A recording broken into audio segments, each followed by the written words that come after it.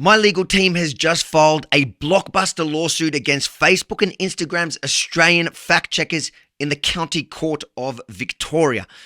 Now watch this video all the way through to understand why this is possibly the first case in which the self-proclaimed gatekeepers of truth will finally be exposed in a court of law. RMIT University, the fact checkers, are taking this case extremely seriously, lawyering up with one of the top law firms in the country. But that doesn't scare me because we have such a strong case and a great legal team of our own.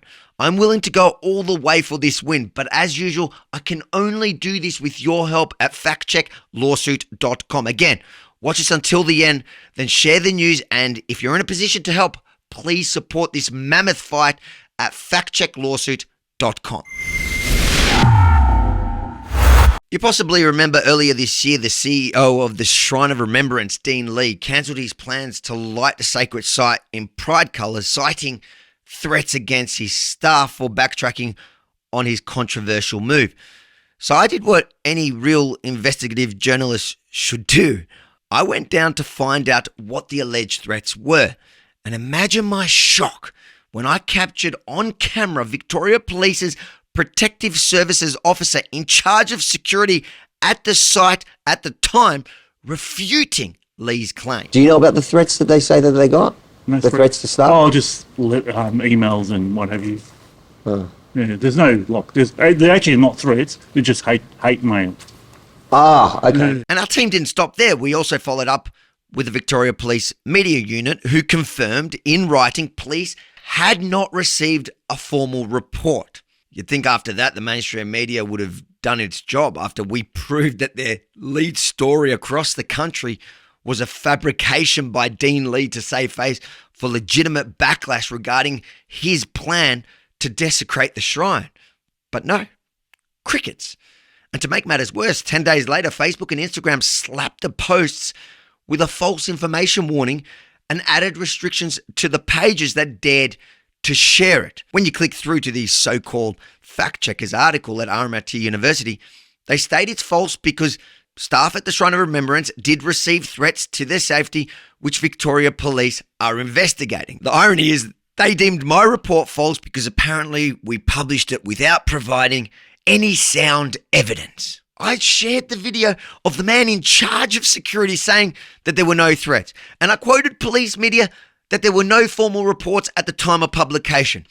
So what sound evidence were they relying on? It must have been pretty strong. Well, the word of Dean Lee and his marketing manager. No joke. Oh, and then they approached the same media team who said that there were no reports at the time of publication, but then suddenly a week later telling the fact checkers, trying to discredit me, that the police were actually investigating correspondence received by staff at the Shrine of Remembrance. To be clear, not even police a week later mention the alleged threats. And if they were indeed real, why didn't the fact checkers simply publish the threats or even say they cited them? In reality, I actually provided more sound evidence than Facebook and Instagram's Aussie fact checkers at RMIT Fact Lab. But to make matters even worse, they hit independent journalist Rukshan Fernando with a false news label for simply commentating on my report.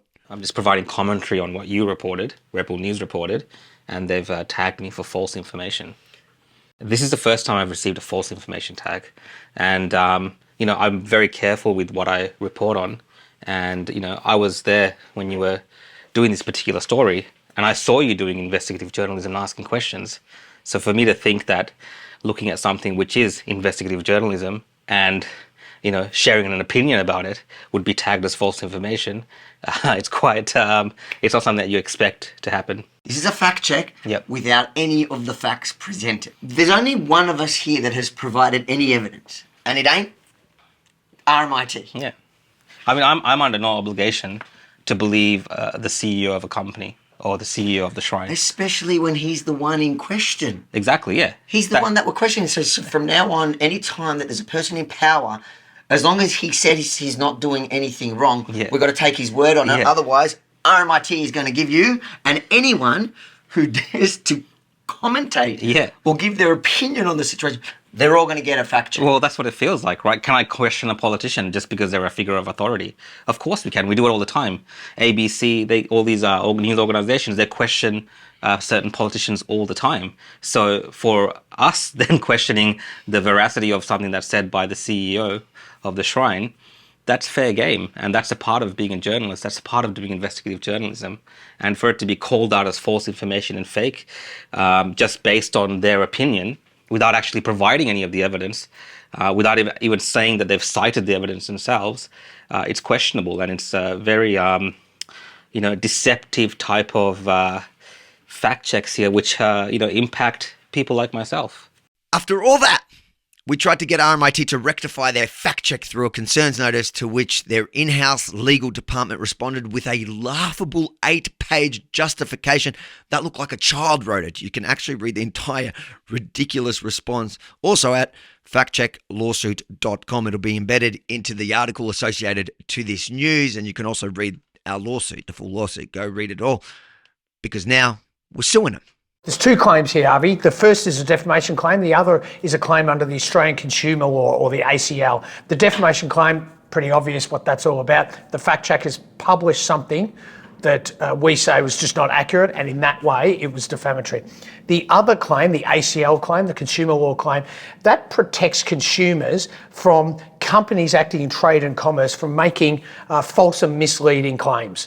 And so that's exactly what we say has occurred here. You've got a company or an entity making false and misleading claims. So we say that's in breach of the Australian Consumer Law, and that gives you two separate claims. Unlike their initial embarrassing response, which they're unsurprisingly trying to distance themselves from, now RMIT is taking this seriously, as they've lawyered up with one of the most expensive law firms in the country. So we have a big, costly fight on our hands, but one that has to be had.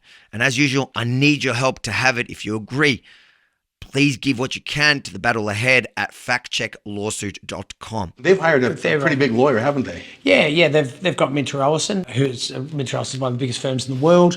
It's not funny to take on Rebel News. They hired one of the biggest law firms in the world. Yeah, I can tell you, I'm happy to tell you their charge out rates will be a lot more than ours as well. I'm going to ask you a tough question, and I'm a little afraid of the answer. Taking on a big institution like this, in the two different streams you're talking about, defamation and consumer protection, what are we talking about here? Hundreds of thousands, unfortunately. I just think that 99.999% of people who are hit with a false fact check have to suffer the damages in silence. Because what are you going to do? You can't take on Facebook. You can't take on RMIT. I mean, who could possibly afford to do that? I think the only way this works, Justin, is if we ask thousands of ordinary Australians to chip in $50 or $100. And I'm from Canada, as you could probably tell from my accent.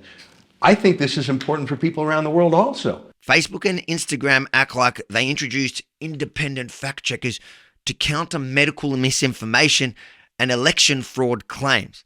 And they often get those wrong from biased partisan position. However, this was neither of those things. And in Australia, we have robust defamation laws that if I really was so wrong, Dean Lee could have sued me. He didn't, which in itself confirms what we reported.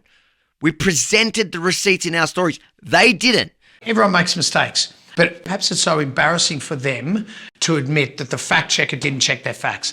You know what? There might be something else. And maybe you can speak to this because you're a media lawyer in Australia. You would know a lot of cases like this. Has anyone in Australia ever before challenged an official fact checker in court like this that you know of? I'm not aware of any. So this could be precedent setting. It might be the first time they've ever been challenged, and maybe they don't take it very well. Possibly. Maybe they're used to being high on Mount Olympus, and how dare grassroots citizen journalists even challenge them? Possibly. And it's possible that they don't think that you guys will actually sue. And when you do, it might be then at that stage, they will be sensible and reasonable about this and actually come to it with an open mind that maybe they did make a mistake. If you're excited by the news of finally holding the fact checkers accountable, please share this story far and wide. And then, if you're willing and you're able, please give what you can at factchecklawsuit.com. Like all my legal battles, I cannot pursue them without your generosity. And I reckon this one is worth every penny. Factchecklawsuit.com. Please donate now.